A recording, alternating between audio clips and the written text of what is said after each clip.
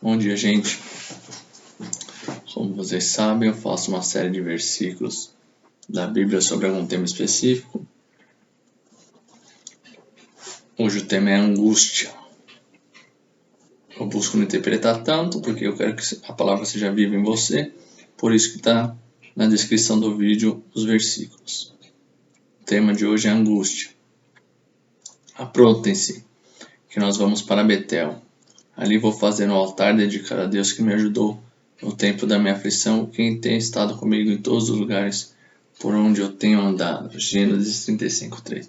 Você vê que por mais que a pessoa que falou isso esteja passando por dificuldades, mesmo assim ele dedicou um altar, né? Naquele tempo eles sacrificavam para Deus animais. Hoje não fazemos isso porque Jesus é o nosso sacrifício. E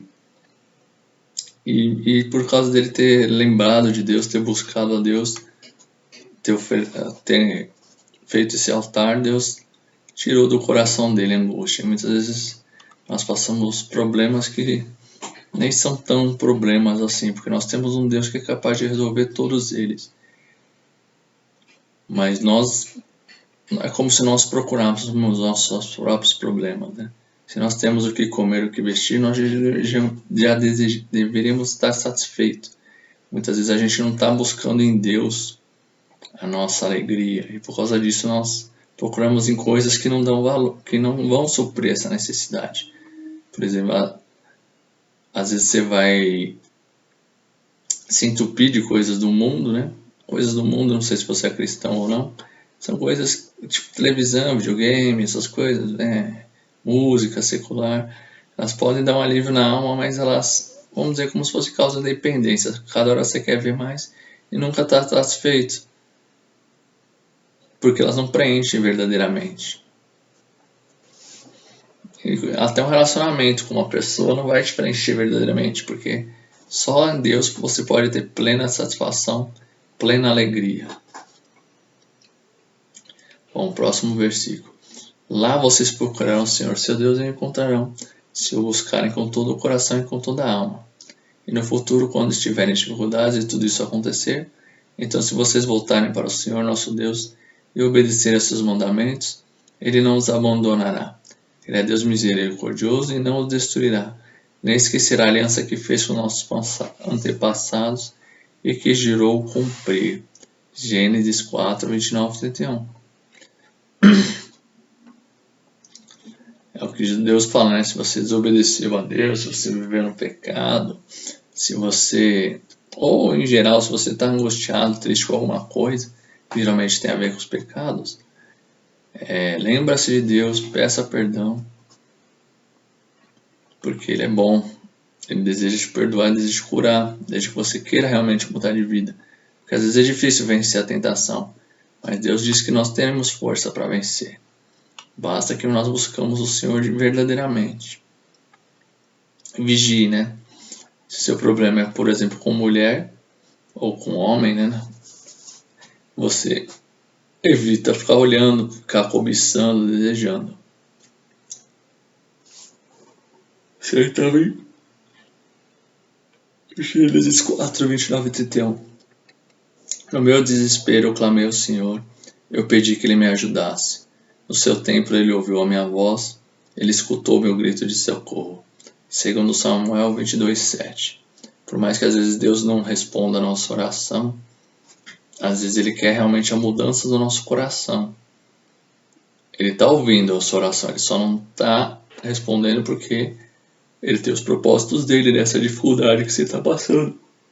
Ele está provando se você vai amar a Deus apesar das dificuldades, como foi com Jó. 2 Samuel 22:7. Mas quando vierem tempos difíceis, eles voltaram para o Senhor, o Deus de Israel. Eles procuraram e o encontraram. 2 Crônicas 15:4. Às vezes as pessoas só buscam a Deus em dificuldade, mas Deus não quer um relacionamento assim. Ele quer que nós o amemos mesmo na alegria e que nós não esquecemos dele. Porque quando as coisas são fáceis, demais a gente acaba buscando elas acima de Deus, buscando as coisas do mundo, os prazeres do mundo e vamos nos afastando de Deus. Por isso que Davi pedia para não ficar nem rico nem pobre para não roubar e envergonhar o nome do Senhor, nem rico para dizer que não precisa mais de Deus. Às vezes a gente faz isso com nossas atitudes. Próximo versículo. Por isso não posso ficar calado, estou aflito, tenho de falar, preciso me queixar, pois meu coração está cheio de amargura. Jó 7:11. Deus conhece nossas palavras antes mesmo de nós falarmos ela. Por isso nós devemos até pedir perdão pelo que a gente fala em oração, muitas vezes. Por mais que seja sinceridade, muitas vezes pode ser até pecado. Você realmente medite e não faça falsos juramentos.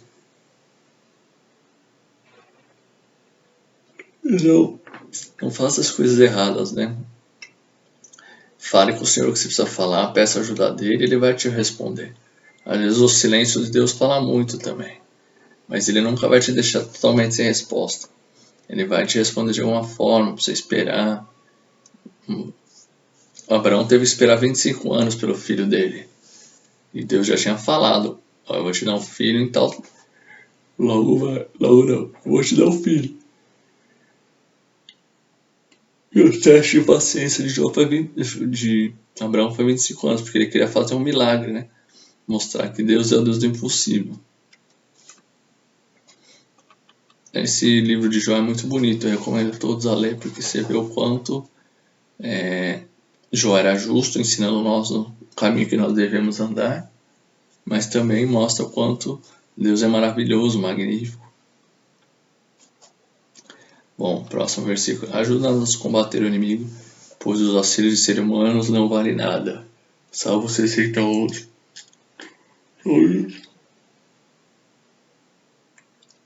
Exatamente o que diz, né? Por mais que nós temos amigos ou ajuda, tem horas que circunstâncias só Deus pode nos ajudar verdadeiramente. Isso é mais em contexto de guerra, né? Que não adianta você fazer várias alianças com vários povos e eles simplesmente não têm poder para vencer a guerra, né? A vitória vem do Senhor.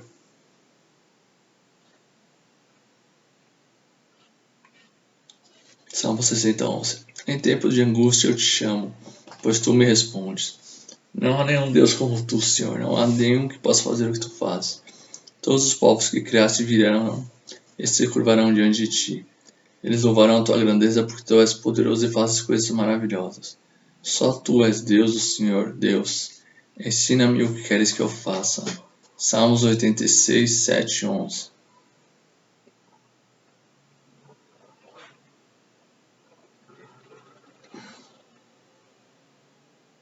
Amém.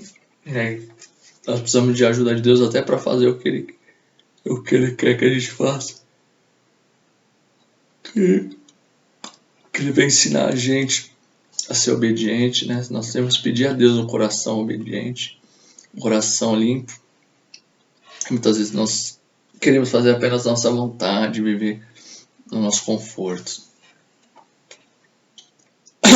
Salmos 86, 7 a 11, né? Quando eles me chamaram, eu responderei. Estarei com eles nas horas de aflição. Eu os livrarei e farei com que sejam respeitados. Salmos 91, 15. Deus não faz acepção de pessoas. Todos que buscam Ele verdadeiramente vão encontrar. No sofrimento eu fui consolado porque a tua promessa me deu vida. Salmos 119, 50. O homem honesto escapa da angústia, porém o mal a recebe o lugar dele. Provérbios 11, 8.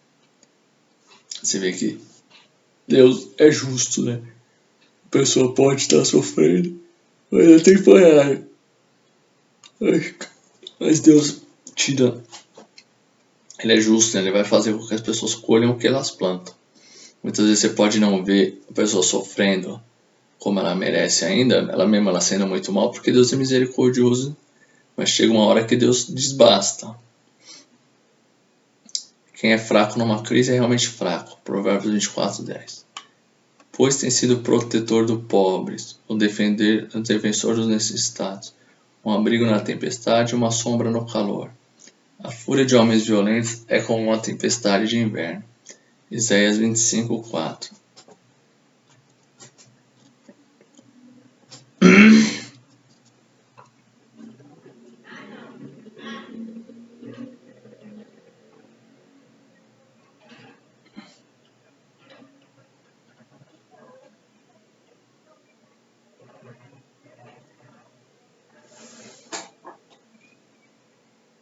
Amém.